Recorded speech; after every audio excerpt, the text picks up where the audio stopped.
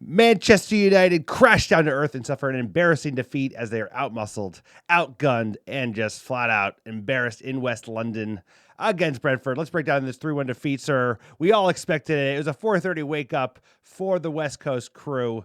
And what did we think? United picked up a big 3 points against Chelsea. Got some fortune for sure with those 2 red cards, but they got a big 3 points. Trying to build on that. Can we get 2 wins in a row for once? They cannot get 2 wins in a row. Concede 2 goals early, 2 in 20 minutes. Terrible goals to give up. Unbelievable. Can't believe we even gave up goals of that nature. Šeško gets a goal, but United are really just kind of outclassed the whole game. Really don't lay a glove. We had a penalty second half. We probably should have gotten a red card. But at the end of the day, United showed who we thought they were. This is exactly who they are. Still the same bunch of bluffers. Still got Luke Shaw. Still got Harry Maguire. Still got Diego Dalot.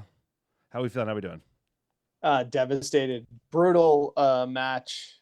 Early wake up on the West Coast, and you know what you're going to get. Look, the fact that we know this team so well that we called it after the Chelsea match, that, you know, all the social media posts, all the hype from the players, and we knew that they would let down significantly away at Brentford. And this is a Brentford team with a new coach, lost their best player who's playing for Manchester United, and best 3. We lay an egg. So it's absolutely atrocious, but this is Manchester United. This is what we've become as a football club. It's not good enough. I think you can look at everything about Manchester United isn't good enough, from the front office. You look at Bayindir on the second goal, how many errors from goalkeepers has it cost us this season? It's comical. Even coming into the season, knowing that goalie was going to be an issue because the front office, for some reason, decided not to sign one. I could never imagine we would let in as many goals as we have.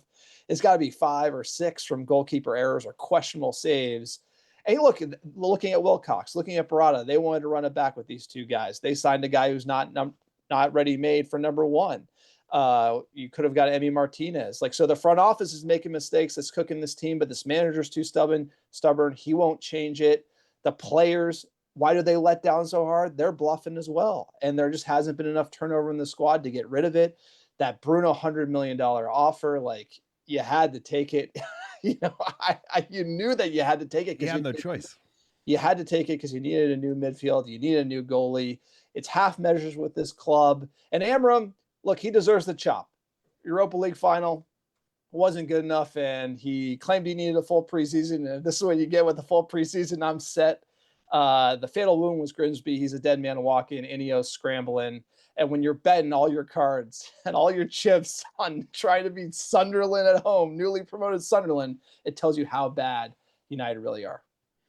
No, he said, the fatal wound was every game. Every match he goes out there, plays the 3 at the back, brings on all these defenders, won't switch. And then finally now, if you've seen these last few games, he has been willing to switch and pull defenders off and put extra attackers. He put Mason Mount at left wing back. I think this guy will ride his system over a cliff. And I saw it coming. You saw it coming. I was in Colorado on some holiday, betting the game, sir. I knew they were going to drop points. I bet the draw. I should have bet the loss. I knew that they're not going to win. I knew Bruno should have converted the penalty in all fairness. Bruno should have converted the penalty, and they should have been down to 10 men. That should have been a red card all day. But United also shot the bed. And the manager is not doing themselves any favors, and he won't play Kobe Mainoo, and he's still playing Harry Maguire with Luke Shaw. Maguire. So let's get into this game, sir. Let's talk about it. Let's talk about that starting 11 from Manchester United. Some surprises, some not surprises. First time we see the front 3, the new attack front 3, Šeško, Cunha, and Mbeumo. Luke Shaw, Harry Maguire. De Ligt is your back 3 with Bayindir and net. Dogu left wing back. Dalot right wing back, and Bruno with Ugarte. Casemiro with the red card unavailable. I had some question marks. I wasn't shocked, actually, at this point, but I had some challenges with the 11. What do you think?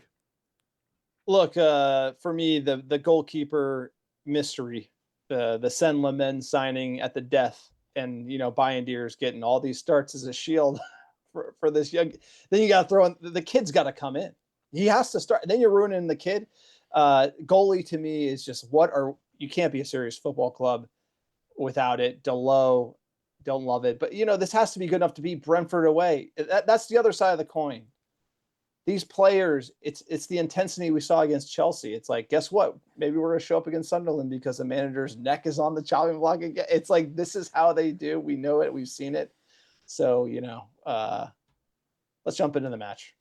Let's jump into this match. Like you said, it didn't take long for United to really get outmuscled early against the Bees. I think we came out for a couple good minutes, and then by the 8th minute, they were embarrassing Manchester United. Like I said, the 8th minute, Thiago, this beast mode, he just made United look like fools all afternoon. Let's get into it. Calling for a free kick.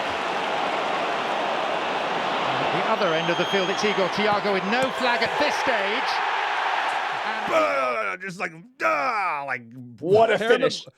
Unbelievable finish. What a top corner, bangarang.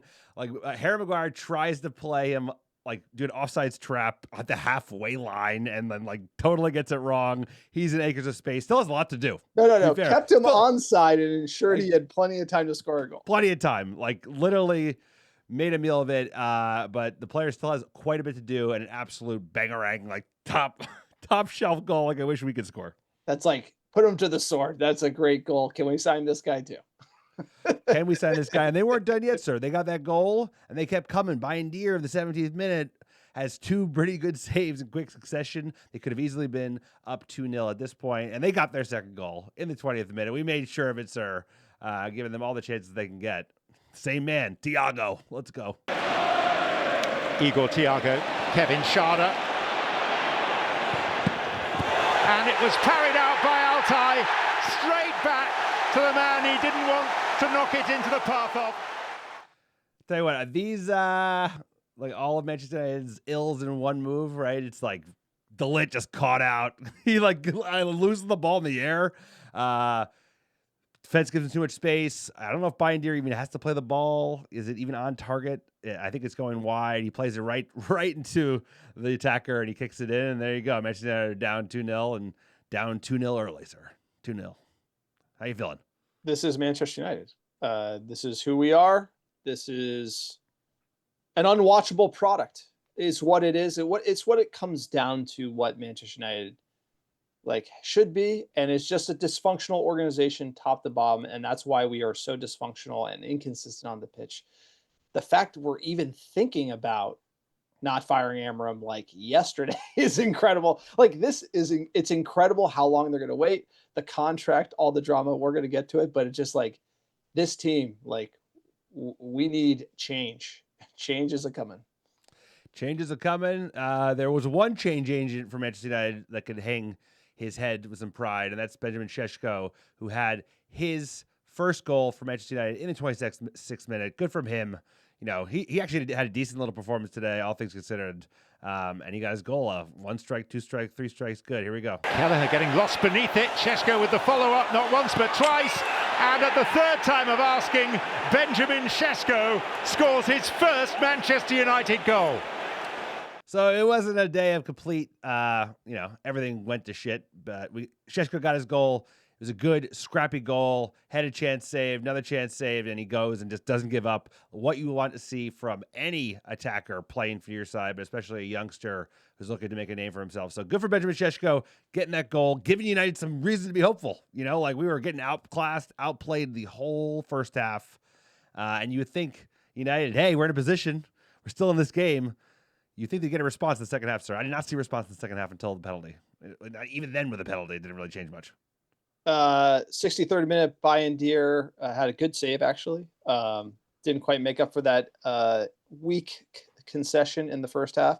66th minute, we had subs Euro and Menu for Ugarte and Maguire. This kind of switched up the defending a little bit. Again, loves to sub the center backs. I'm sure why we're doing that. All the time. Down a goal. We need a goal, center backs. 74th minute, United awarded a penalty. This one was looked at for 4 minutes. It's insane. It was insane. Bumo, this should have been a straight red. It's incredible how VAR and the ref on the pitch bottled this one. It's a disgrace. Also, the 4 minutes to come up with the wrong decision is a disgrace. It's true. The 4 minutes. Manchester United is about as functional as VAR, unfortunately. But here, Bruno should convert. He misses. Look, Bruno Fernandes, it's just, to me, this is not going great. And it was a big money move. They could have turned his head a little bit. He could be questioning things or struggling. I feel like the captain wears it on his sleeve a little bit here. He's got to do better. He already missed another big one earlier this year. I feel like he's missing pens and like cooking this manager, his countryman. No, Bruno, who's been so consistent, all of a sudden is missing pens, missing makeable pens. Like you said, a bunch of things are happening at the same time. United not nearly good enough, but the officiating in the EPL is atrocious. You saw the Arsenal-Newcastle game. If you watch that today, it's another one. Yeah. It's unfucking believable. It happens every game week, and they don't really acknowledge it unless it goes United's way. They basically like, nothing happened. Let's finish up this game, sir. Right, so then United's got no chance, really had nothing doing those last 20 minutes, even though you would have, if you got that goal, it was 2-2, United and especially got the red card. But anyway, Mount comes out for Shaw, plays left wing back, which is incredible. I'm sure, that's how he saw his career turning out when he joined Manchester United as the number 7. You're going to play left wing back. Xerxes came out for Dogu in the 85th, and then Brentford just stuck the dagger straight into our heart, 95th minute. Great goal from Brentford. This is unbelievable. This is an unbelievable goal. Just like. Let's see it. Jensen, Yarmolyuk head down ahead of the Dane. Opens it up for the Dane.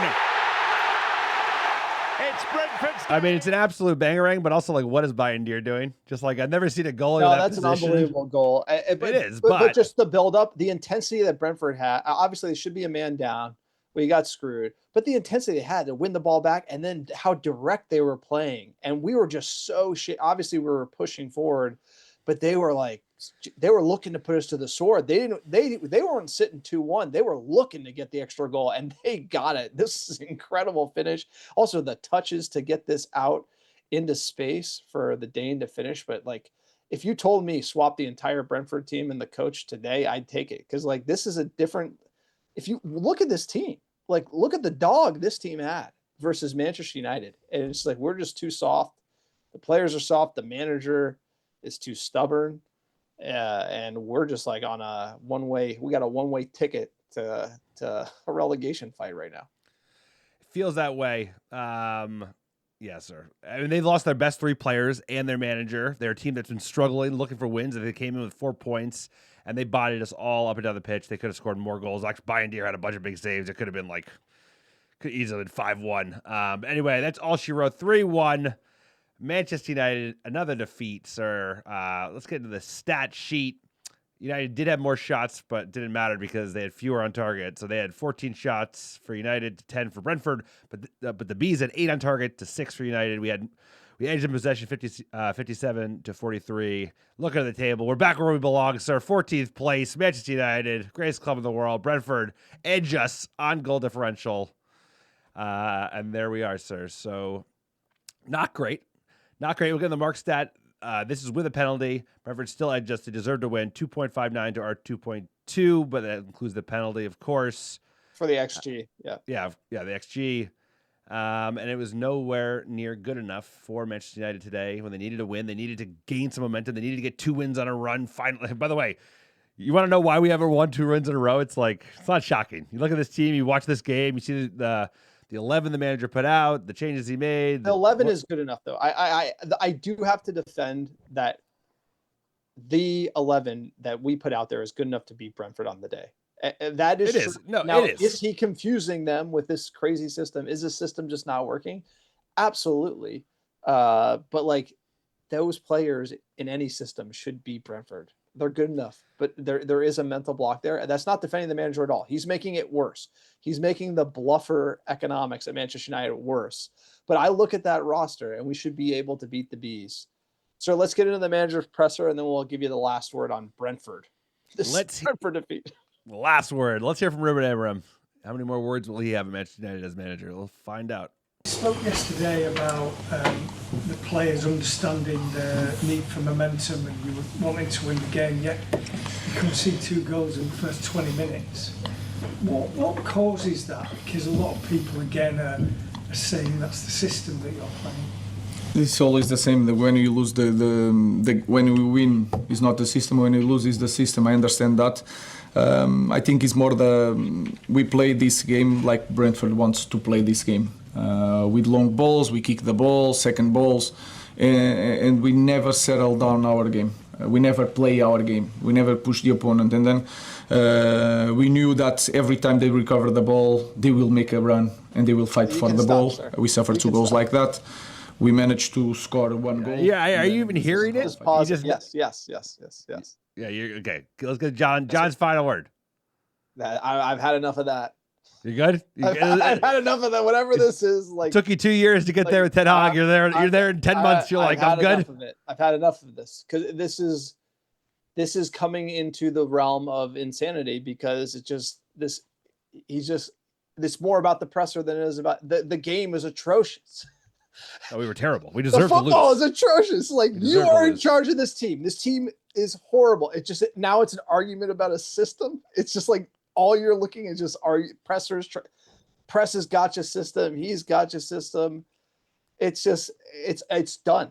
It's absolutely done. It's over. It's It's cooked. over. It's It's done. over. Like, It's nobody over. wants to see. You're playing like We're good. shit. We're You're good. losing to shit teams, and you're just whatever that is. I don't need to see it, dude. It's over. Everyone knows it in my bones. I know it's over. It's over. It's been over. It's been over since the 21st of May, 2025. Bilbao. You found a way to lose to the worst team. No, he had a chance. Ineos fucked him. Ineos they did. properly Yeah, of course they fucked did. him with the As always, summer as is window. tradition. As is tradition. Yeah, like, he wanted a EPL proven striker. They gave him Šeško, who's a good prospect, not there yet. He wanted an EPL proven keeper. They gave him Lemens, who can't even start. So, like, Ineos did fuck him. He had the full preseason. He deserved the full preseason.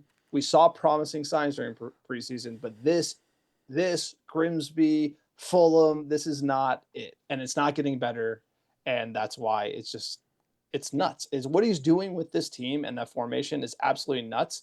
And he could just be flexible and play a 4-3-3 and just everyone blame the players, but instead he's just insisting to do it this way. It's incredible. He's like making a problem where there isn't one, sir. So give me the last word. Give me the good about this match. I mean, he's gonna get his payday. He's gonna get another job. He won't get his job as big as United, but he'll get another job. Probably faster than Eric Ten Hag gets his next job. But either way, not much good. This was a struggle for Alex at the American Devils. Benjamin Šeško scored the first goal for the club, so that's important. It's important for a youngster to get it. I think it was a good, scrappy goal that you want to see from your number 9. So that's a positive. I thought he had a good game, probably one of his better games, even though the team was really poor. Didn't provide service for him, but I thought his link up was pretty good. His first touch was good, and of course he gets a goal. That's what it's all about for number 9s. Plenty of airtime for John and the bad, because I usually have 3 bullets. Usually have 3 bullets, bro. My good, maybe the good is like this. We're 1 game sooner from this ending. We're 1 game closer to him getting fired. By the way, and people are going to be upset just saying Because that. it's stubborn. Like, It's because he's so stubborn. No. We're going to talk about the manager's job and why it is over. It is 100% over, but it's not because he's a bad manager. Manchester United is a giant shit sandwich with tons of issues. He's not helping it. And he was ultimately set up for failure, in my opinion. I like Ruben Amorim. So nowhere I'm like, all of our problems are on him. That's not the case, but what he's doing is insane. So the bad is like, you're getting outplayed by Brentford, bro. You're not changing it. You're not flexible. You're just going down with the ship so fucking hard. It's insane. He's like making the ship sink faster. He should be trying to plug the holes. He's not doing that at all. Like what he's doing with just the Mount subs at the end with Xerxes and changing him from right to left. I think Mbumo had a featured at wing back at one point. It's so confusing. It's not helping. And the results show it has to change it. He has to be more flexible. He will not do it.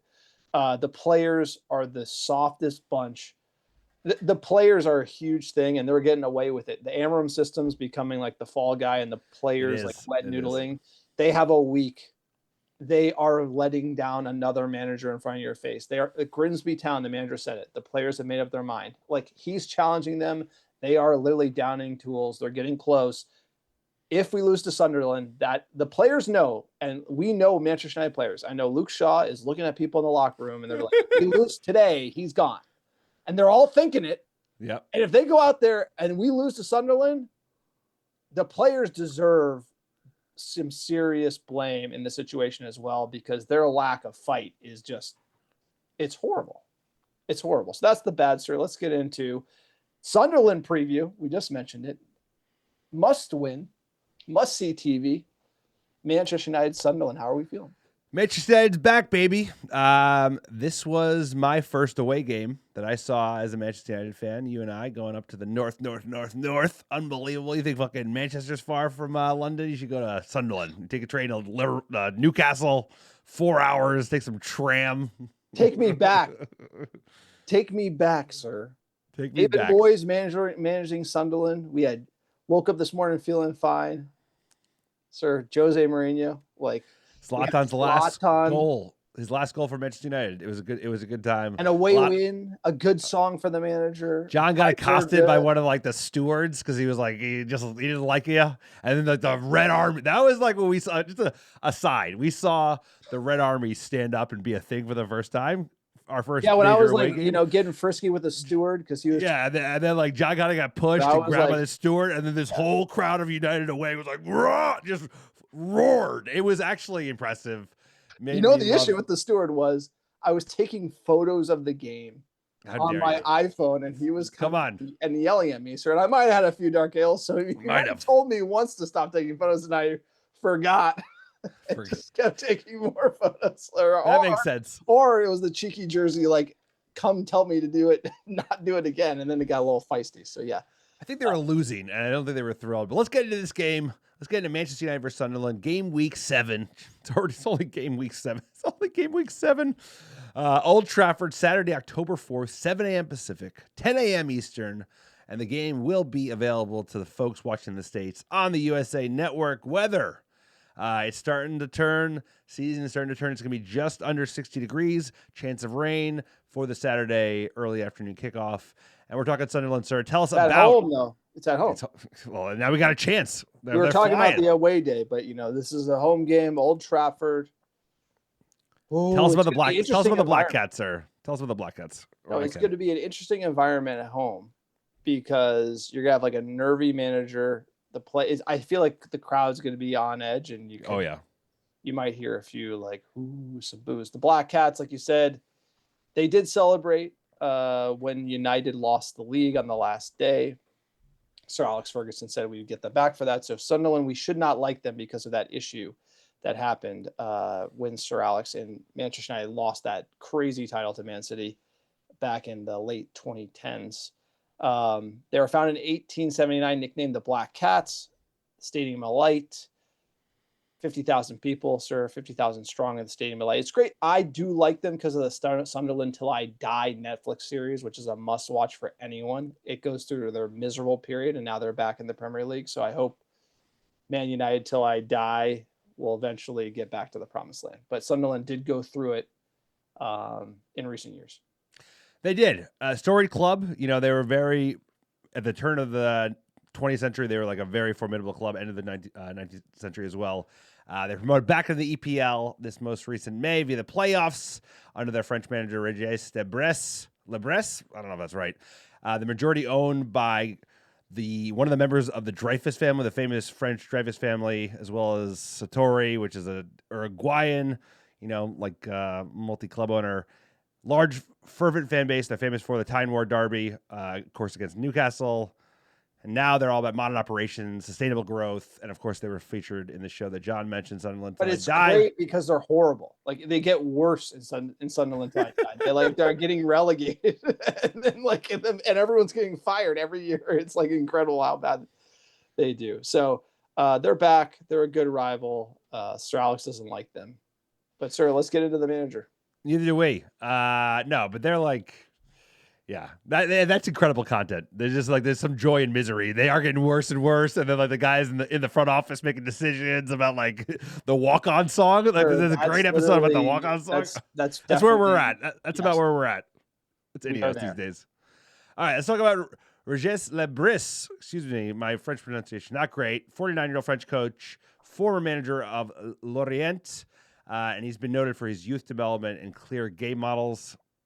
Unlike our manager. Yeah, it's very clear. He was appointed in July 2024. He led Sunderland to a promotion and a strong EPL start as they're in the top 4 at the moment. He's known for his clear and calm communication style.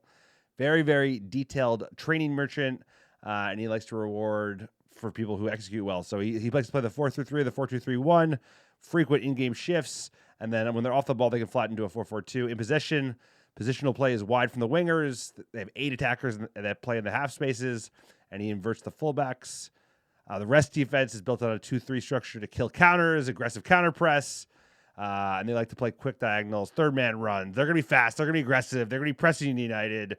They've done very well. They're doing well. Sunderland's doing very well. They're doing very well. We're catching a hot Sunderland team right now, and that's hot knife. A problem. They're 5th in the league, 11 points, and they're going to be looking at a wounded animal that is Manchester United coming into our house trying to get a win.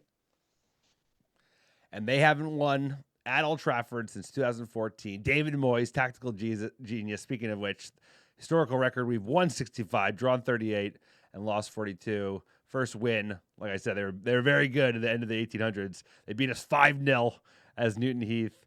And most recently, we've won 4 and lost 1. But they did beat us, well, it's 2016. But the most recent loss at home was 2014, May 3rd. And either way, summer signings, let's look at the players. They bought a lot of players. They had a very, very active signing. Most notably was Granit Xhaka, the captain, coming from Leverkusen, getting out away from Ayrton Hogg. Get me out of there. But they signed a lot of youngsters, a lot of up-and-coming, like hot young flyers. Simone Adranga from Brighton. He is left winger. He was highly rated. He's off to a hot start. Habib Diarra from Strasbourg is another player that they bought from the Chelsea makeup. So just a lot of youngsters. Another 20-year-old from Club Brugge, Talibi. And the player to watch for me is Wilson Isidor, 25-year-old French striker, has 3 goals already. Looks a top player. Definitely has a goal in him at Old Trafford. We're not keeping a clean sheet, sir. I think this is going to be a very, very tough game against a team that's playing well. I'm shaking in my boots. The more that we get into this preview, Sunderland beat Nottingham Forest yesterday. Drew Aston Villa, drew Crystal Palace, beat Brentford 2-1 by my math. It's going to be a tough day for Manchester United. It is. They're a dangerous team. They're a good goal-scoring team as well. Young. They're active. They got dogs in them. Let's get in that starting 11. They play a 4-2-3-1. Wow, it looks so nice. What a nice formation. I love a 4-2-3-1. You could have taken our 11 at Brentford and put them in a 4-2-3-1. They would have played better. So Isidore, like I mentioned, they got Xhaka. They're a dangerous team. They're a team that looks like they're going to stay up. They've been very, very active. Like I said, the transfer market, they've had a good market. They've had a good start. Like we talked about, like you said, John, they're 5th place, 11 points. And they're going to be a very, very dangerous side for Manchester United to line up against. They do have some injuries. Diarra, their new signing, is got a groin injury, but none of the major players that I've kind of like highlighted will be out. Ref watch, it's too early. Sir, here's the real fun. Manchester United. What do we do with the 11? This is the 11 for the last game. You know, our 3-1 defeat to Brentford. What are you changing? Let's start with John's 11. We had Bayindir, Shaw, Maguire, De Ligt, Dogu, Bruno Fernandes, Garte, Delo, Cunha, and Bumo Sesko. Look, you know, you can make any change you want. I got. By the way, we're not going to predict the manager's changes. But you know that midfield with Ugarte is rough. I think Delo on the right is rough, and I think Mason Mount working him into the team in some capacity did well. You could argue benching Sesko and going with a Mount, Cunha, and Bumo for the pressing option. That would be one way to go about it. But yeah, I think you got to get Euro in there. Euro De Ligt. I think Maguire's got to sit after that high line debacle because Sunderland would be licking their chops. Yeah, they're a very, very attacking intent team. I have to agree. Let's get Euro in. I don't know why he hasn't been playing. He might be having an injury. Mount, I have to agree. Like the best we've looked was that first game against Arsenal that we didn't even win, and that front three was pressing very effectively, and that was a big part of it. So there's too much juice up front. There's too much juice. They don't play together. They don't link up. It's like it's too early to just throw them all together. Three new pieces. It doesn't work. It doesn't work that way. You want to talk about scary? Check out these fucking odds. Like, sorry, when's the last time you saw a line like this? -210 for Manchester United at home, +340 for the draw, +500. 500, sir. I bet that all day. Bet all day, bro. Win. All day. I would bet 500, 5 times your money. Sunderland's gonna come out like prime AC Milan, bro. They're gonna be all over us. They're gonna be like ready to go. Manchester United fans predictions, MUFCpredict.com. Sign up, get your fan predictions in. Play the prediction game with the top red, sir. Everyone thinks we're going to 94% win rate. Sunderland, we're going to cook them. Let's get into our predictions for the podcast. I'm up first. John's crushing it. 23 points. I got 3 points in the mud. I'm calling a Manchester United draw. We're not going to lose, but it's not going to be enough to quiet things down too much. I think it's going to be a 1-1 draw for United at home. What do you got, sir? United versus the Black Cats. This is it, buddy. This is it. This is it's going to be Sunderland 2, Manchester United 1. This is it. This is the end, my friends. Jim Morrison famously saying, and then the team might pull one out and win it. I like predicting the negative and then you get the positive, but I predicted the draw against Brentford. Shame on me. So I'm going to go with the loss. I feel like predicting losses with this team, you're going to be in a good position. It worked out for you last season. I think you've been a little too hopeful this season. But, sir, that is the preview of the Sunderland game. Tough times to be a Manchester United fan. Like, this isn't fun. Like, we wanted to turn it around. It's just that, you and I have been around enough. We've seen this team suck. We've seen this team thrive. We've seen managers do okay, even in the last 11 years, 12 years. But now, this is only going one way. Let's get into the news, sir. There's a lot of news. Amorim hot seat. Let's talk about it. Famous. Right. Here we go, sir. You see this article. Once again, Manchester United fans who've been here before, not your first time around the merry-go-round, you know this. Amorim retains Man United support and not concerned about future. Anytime the United is going out of their way to press their tier 1 sources like BBC, like Simon Stone, or if they went to Ornstein or any of the crew at The Athletic, they're just like, hey, no, we're behind him. We're behind the manager. He's our guy. We love Ruben Amorim. We really love him. He's the best. He's got our backing. The more you see that, the worse you're at. Like, the more likely someone's about to be fired. Exactly. Because if they didn't feel that way, they wouldn't even say it. But we're getting a lot of these stories, sir, and the manager is very much in the hot seat. And you know what? He's been in the hot seat since, like I said, the 21st of May, Bilbao. Ever since then, it's been like, holy shit, really? Ruben Amorim, by the way, he's the betting favorite to be fired next. Well, they got rid of Graham Potter, got sacked. Yeah. So he's like odds on. What's Ange? Ange is next, but like Ange is next. Ruben Amorim, you're getting less than your money to bet him, and you're getting 6x your money for Ange to be fired next. Unai Emery's next after that. Regardless, it's like he's on the block. The guillotine is raised. We have to talk about this in a few different ways. Number one, Ruben Amorim, he's going to get fired because of his inflexibility. Whenever any team is rebuilding, you have to be able to be flexible. Manchester United don't have all the pieces to play his system. They failed him in getting him all those pieces. And if that's the case, he has to look at this team. He has to look at, okay, I was a hardo last year and I just stuck to my system and it actually went horrible all the way to 15th place and losing the Europa League final, right? And it should have been lower than that ultimately. Like, we got bailed out. Like, United should have done worse. And now this season, for him to just stick to his same system and then get the same exact results, like the same exact win rate, the same exact performances, the same exact open midfield, he has to look at it hard and be like, you know what? I need to put 3 in the middle of the park because I'm getting absolutely cooked. I have to change. Anyone who would look at this result would have to change. And the fact that he's in the press saying, I will never change, I'm going down with the ship, that is the reason he's going to get fired. Look, I do think Ineos likes him. Barada, Wilcox, Jim Ratcliffe, they handpicked this guy. If they fire him, they're going to look like a bunch of fools because Ashworth told them to do the opposite, which is exactly what they'll do if they fire him. And so they're going to get a lot of mud on their face and they want it to work. But the fact that Amorim will not change it, and he's watching these games and he's getting these results and he's saying, this is how I'm going to do it, that is the only reason he's going to be fired. So I view that as him making the call. Like, he doesn't want to be here or he's over it or whatever. It's very bizarre. I've really never seen a manager this stubborn to the extent he'll get fired soon. If he just said, I'll change it, he arguably could say to the end of the year. So it's a really weird situation, but the whole like crazy 11s, then the system talk and the press, the going down with the ship, it's like, you're gone, dude. You're gone. If you're doing this and it's not working and you won't change it, you are gone. And he's made the call. No, you nailed it. There's a confluence of factors, right? It's never one thing. Manchester United did a disservice by choosing him as a manager in the first place because we weren't ready. We didn't have the cash necessary to build a team around his vision of how he likes to play football. They did half measures, right? They screwed him in January, and they arguably screwed him this summer if you talk about what he really wanted, which was he wanted more fire, but at least 2 strikers, a goal scorer, an EPL proven goal scorer, even if it was an unsexy one, like DCL. And that's from The Athletic. He scored goals. So yeah, like, they're tier 1. They are tier 1A. Article. It's a great article right after the window closed. Tell them.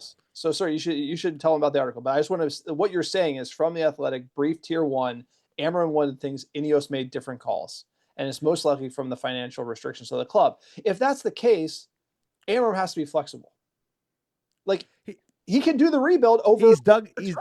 He's digging his own grave, sir. They tell him where to dig it, but he's like, he's digging every day, making sure that he takes a little bit more dirt out of that hole. Because what they said was very revealing. It was like he was interested in a new goalkeeper from the beginning. They were trying to move Onana in early. Nobody was buying. Nobody was nibbling at all. And then he really wanted a proven number 1. He wanted Emi Martinez, like you said, because he thought he could handle the stress of playing in the Premier League. And instead, Ineos said, hey, we want resale value. The same reason they didn't want Ollie Watkins, they didn't want Danny Welbeck, they didn't want DCL, they didn't want to sign a second striker who didn't have resale value because they're only thinking about the P&L. They're only thinking about the ballot, like, hey, well, we got to sell him someday, and they're not thinking about competing in the league. So at the same time, they have done him a disservice, but he's not given himself any leeway to like kind of chip up or get away with one because this formation exposes this team. He's stubborn as shit. These press conferences are a mess. And he'll get fired, like you said, because he won't change. He refuses to change, and he kind of looks the camera in the eye every single time he's doing a presser. Before a game, after the game, he says, I will not change. He literally is like, come and fire me. Like, come and get me. Come and get me, sir. No, but the one thing that you have to say about the I will not change is that you have to change. You have to change. If Ineos would have to spend £1 billion in a summer, but that's why hiring him. So now let's go like the tier up the shit sandwich, which is another great article in The Athletic when Ashworth was dismissed. You can read exactly who and why Amorim was hired. Ashworth, who, is greatest director of football in Europe, was fired as a result of Sir Jim being heavily involved in the managerial decision, which is like, why would he be? It's like, you should just outsource the director of football. He knows what he's doing. But instead, Barada, our CEO, or Woodward Jr., is out there. He met with Amorim. Like, we have a director of football. Barada's in Portugal meeting with Amorim. Sir Jim's meeting with Amorim. Our director of football is not meeting the coach that the CEO and the board member are going to hire. Like, not a great dynamic there. And then once you hire him, you need £1 billion to give him the team he needs to play this way. And so you would think it would come up in conversation. Hey, we don't have $1 billion. What are you going to do in the interim? And if you didn't ask that question, or he didn't say, I'm going down with the ship, Barada had to ask him, what are you going to do in the interim? He's like, I'm going to do this. He's like, will you be flexible? They had to have talked about it. Somebody's to blame at Manchester United for this fucking situation because Amorim clearly said it's my way or the highway, and I'm playing this way no matter what. And Ineos said, you know what? We're going to sign you up to a contract where we're going to pay you $12 million if we fire you. That's bad business. That's bad business from the CEO. Omar Barada, where are you at? Sir Jim, where are you at? This is a horrible deal for United. We should never be in this position. And now that's where I'm kind of coming at it from, where this appointment, without the money to give Amorim the team he needs, and him saying that he's not flexible, that's really the problem. And if Ineos didn't figure that out before they hired him, they should have never done it. You have to know if he would play ball with a rebuild for 2 to 3 years. 100%. There's a disconnect. So like you said, they were in November, late October, they were going into Portugal to get their man, talking to Sporting Lisbon, figuring out the fee. And Danny Ashworth was nowhere near that because he was already on his way out. It would only be, 4 weeks later until the announcement was made in early December of last year that he was out. Amicable, of course. We're moving on our own ways. And this other story that's broken, which is that he will be owed £12 million if he doesn't hit his 1-year anniversary by November 1st. And this is also an element of like so believable that Manchester United will wait.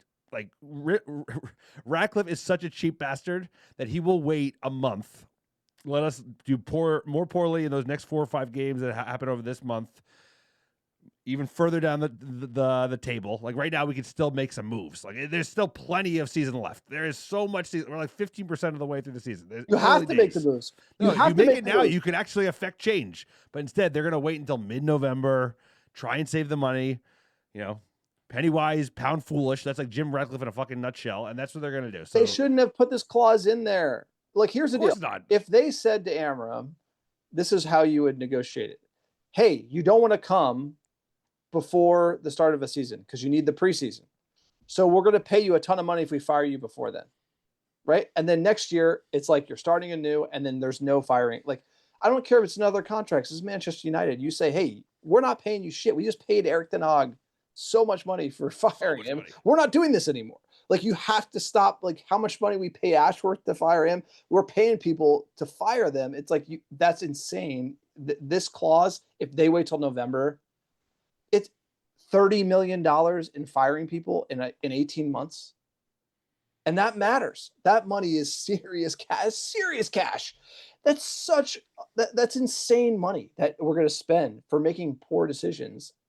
It is going to get untenable.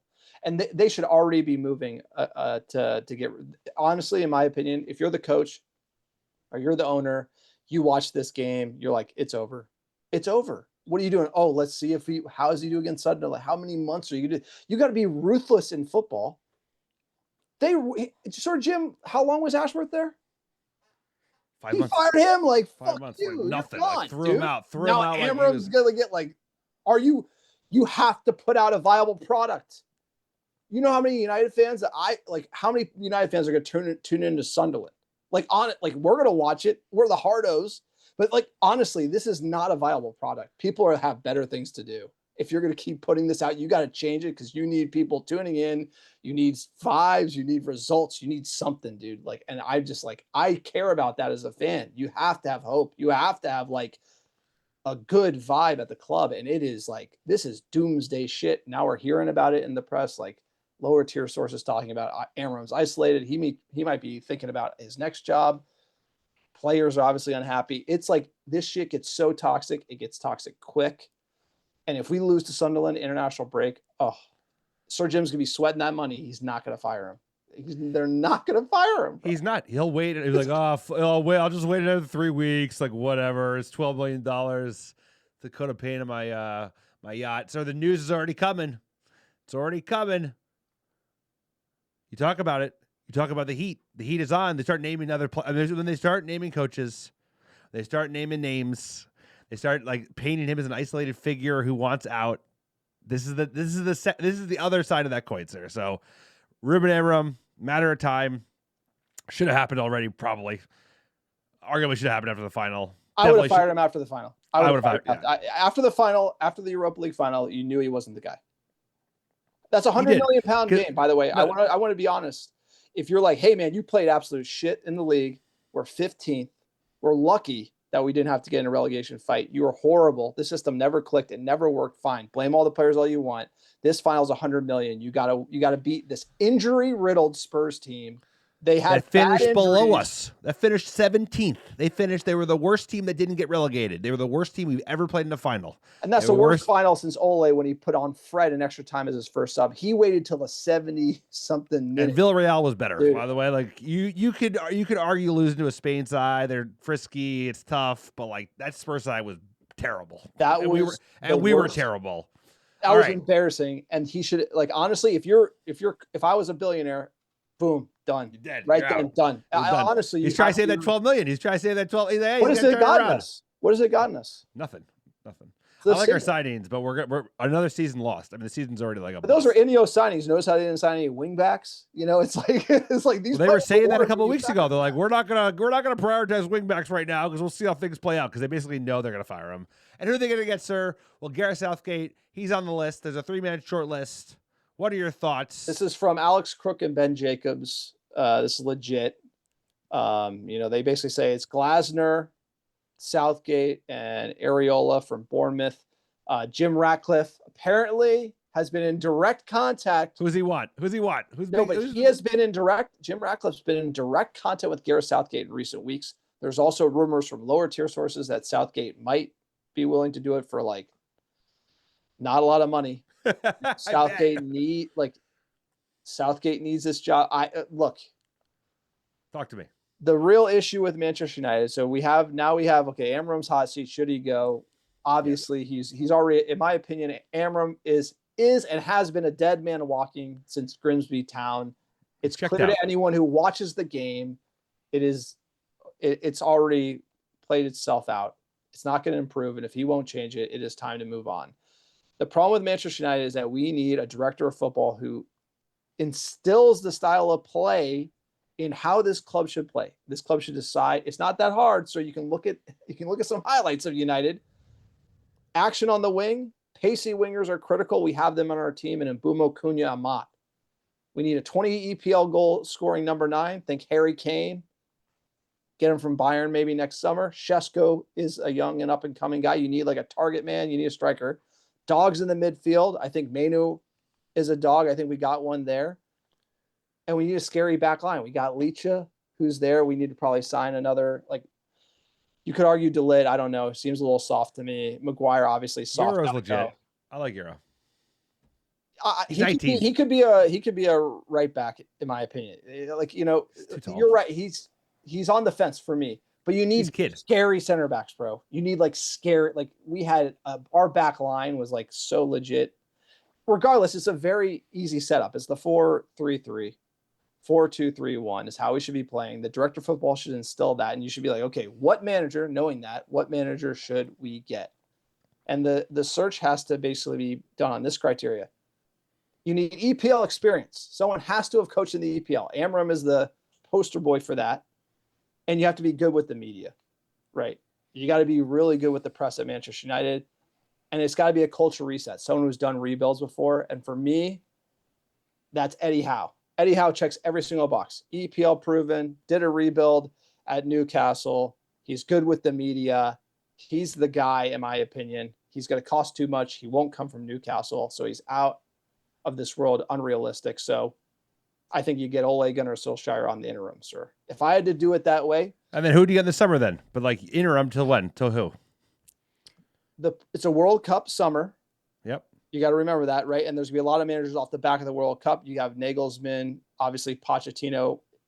No Poch. I know you don't like him, but he does check a lot of those boxes of a conservative, willing to kind of keep it light during a rebuild, be flexible and be a yes man and keep it light during a rebuild.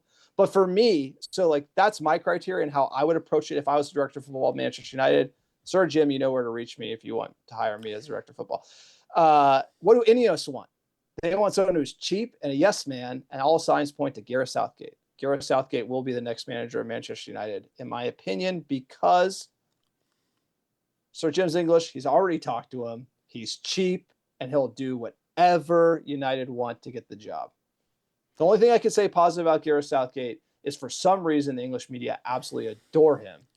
He is horrible at coaching. His 11's favoritism, stubborn, doesn't change, deer in the headlights in big matches and finals, even with like the best squad. It'll fit right in. Yeah. And so I have a feeling because of the cheap yes man angle, Sir Jim's going to go. It's Sir Jim's call. All signs point to it's Sir Jim's call. And for some reason, that Southgate's name keeps coming up. I absolutely hate the pick. I think you need to go with someone like Eddie Howe. But this is who Ashworth wanted, sir. You talk a lot about that, how big of a failure that was and how big of a mistake it was. And I agree with you. It was a mistake. But he wanted a boring manager like Gareth Southgate or someone even worse. I think Potter's even worse. Potter's like the worst manager you could arguably find. Like, I can't believe that guy even gets jobs. He's gone bad. He has. You like Glasner, so give me your take on Glasner. I like Glasner, but Glasner is a better version of Ruben Amorim. He's a player that like needs everybody bought into his system. He needs dogs that are willing to run and not prima donna egos that are like, I'm not going to work hard for you. If you look at why Palace is successful, it's because he's got these young kids that are really hungry and they follow him like into the gates of hell and they work their ass off and they've recruited well. Like, to be fair, they have recruited well, but he's a good manager, but like that is not going to work at Manchester United. So Yes, actually, exactly, like, yeah. I was thinking about this in the flight back today. I was like, Justin, my heart's like, I want Glasner because he checks all the boxes. He's EPL proven, right? He won the FA Cup. He won the Community Shield against Liverpool. He won the Europa League with Eintracht Frankfurt. But at the same time, he would come and fall on his face at United because these guys, like, you think Luke Shaw would be like, I'm running for you, bro? It's like, it wouldn't work. Gareth Southgate's the way.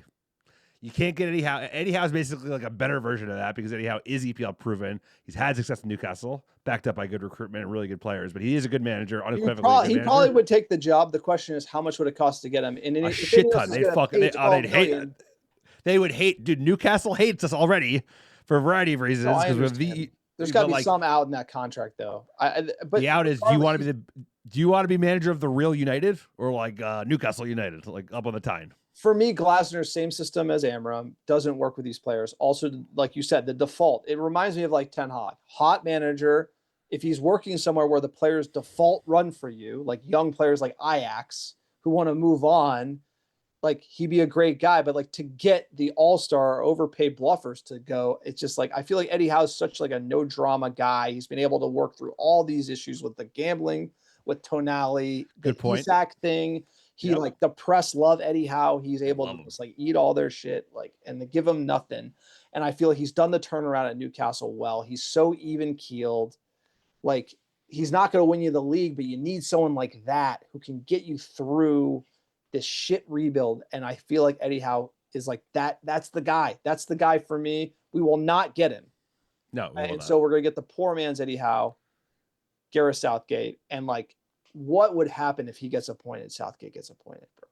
I think it's gonna happen. I think it seems very likely. Very likely. Like, I think that'll go badly. I think it would go badly. I mean, it's already bad. We're terrible. We almost got relegated. Would be better.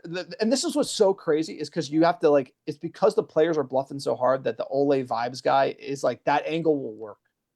No, we would do okay. We'd probably get into Europe light. We'd probably get in the Conference League if Ole showed up within the next 4 weeks. Yeah, the vibes are back. Don't Ole's like the song's back. The players will just love it because they'll give him so much cover. They'll give Ole the jump. Like I honestly think Ole interim is like, yo, stop the bleeding, and I don't think Ole is a serious manager for the record. Like I like we've seen that movie before, but he's a vibes guy. The fans want it. Get the players up. Get the fans on side and just get this thing. At the end of the day, it's a business. You got to get people to tune in. And if Ole was jumping, people would tune in.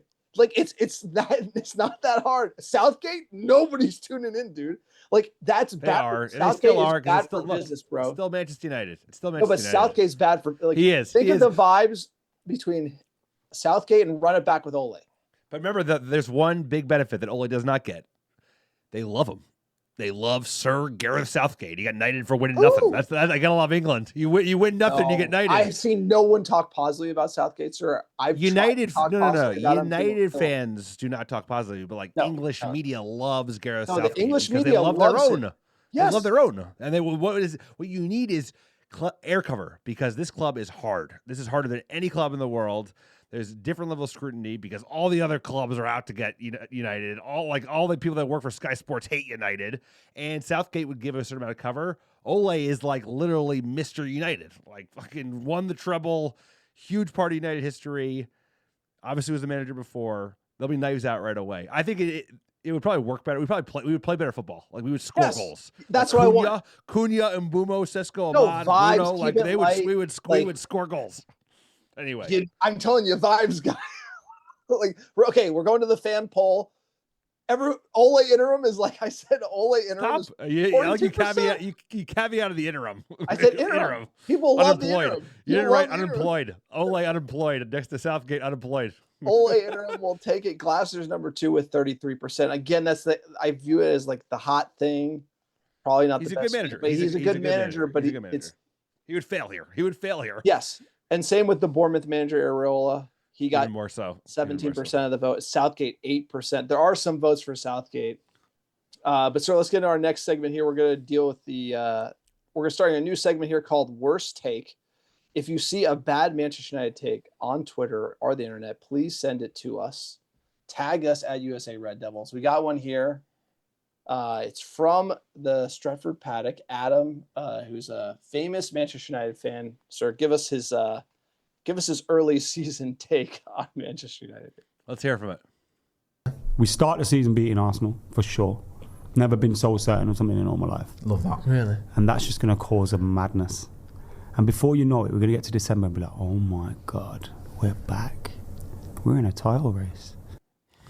I mean, The best part is never been so certain of anything my whole life. so look, hindsight's 2020. We put a lot of content out there. We're being unfair to him by like playing this now. But this is what I would Hilarious. like to say. This is toxic hopium. This is toxic fan hopium. Like you and me to predict this season. We called like 8th or 7th, 8th or 9th, I think. I said 8th and Amorim won't be sacked. And even then I thought it'd be too positive. I said 8th as like the high mark. You said 7th and winning the FA Cup was like a nice Muppet punt. But we acknowledged when we made the predictions that like we weren't going to get there because we didn't have the midfield signing and we didn't have goalkeeper fixed. If we had Baleba and like maybe a Martinez, you could get to something, but like title contenders, and I've never been sure of something in my life like beating Arsenal. I have to say that is a bad take. So that might be the worst take I've heard on the internet this week. So you make sure you send in these takes. We did not beat Arsenal. Could have beat Arsenal. Probably should have beat Arsenal. Sure of something in my life is such that's a bold like, I don't think I've ever said that on the pod. I don't even like other than I've never been so sure of anything that Everyone's getting fired. He will not succeed. I've never been so sure of something in my life. We will not be in a title race this year, which was I think is like I don't know. There's something about like just insane fan hopium, especially after watching preseason and just like spinning it up into like we're like Manchester United, this club. We also need to be honest with ourselves. We're not winning the league anytime soon. The manager needs time. The Ineos needs to make errors. Manager got to go, bro. No, the next one. But what I was going to say is when Ineos came in, we said they will make mistakes, but they have to learn from their mistakes quickly. We said this 2 years ago. They're going to make mistakes, but they have to learn from them quickly. Erik ten Hag delaying the sacking, that didn't help. Amorim, they should be moving fast out of this situation. Like if they delay it like Erik ten Hag, they're not learning quickly. They're becoming stubborn, and that's just not good for business. Ineos, lots of red flags with them, and they're big calls they have made coming into this club. And that is really the concern for me as a fan. Just too much, in my mind, just too much Sir Jim Ratcliffe just thumbing around. So that's the problem. Is like he's too involved in everything. He was at training camp. He was at Carrington. Great. Like this week. So we got lots of great comments here. You want to jump in, pick some? Let's get into some fan questions. What do we got? We got at 33_63_ Man United had more shots and possession again, but it doesn't matter. The system is allergic to winning games. At Bry Guy 666, don't know why I bother with these 4:30 a.m. games. We never win them. I'm going back to bed, sir, as this team is cooked, including the manager. Scrandy, what's the Scrandy got? New lows every week, fellas. Amorim has lost more games than he's won in all comps and the Premier League. Refuses to change this useless effing system, and we rack up the L's like they're going out of style. Captain can't step up. To that point, to Randy's point. Which point? There's a lot of points. On just how bad we suck. Gary Neville managed at Valencia briefly. Like he did all of his coaches. 07. He lost 7 games in a row. He went to Valencia, got fired, and did so bad that he said, I'll never manage another team again because his record was so bad. His record is better than Ruben Amorim's. Is it? Like, it's like so because obviously Amorim has had more games, but it is like he did so bad. He did all of his coaching badges, did so poorly. He retired from management, and he's like lockstep with Amorim's record at Manchester United, which is insane. It's insane. That has to stand out to me. Like, if you're not going to change that manager, what are you doing?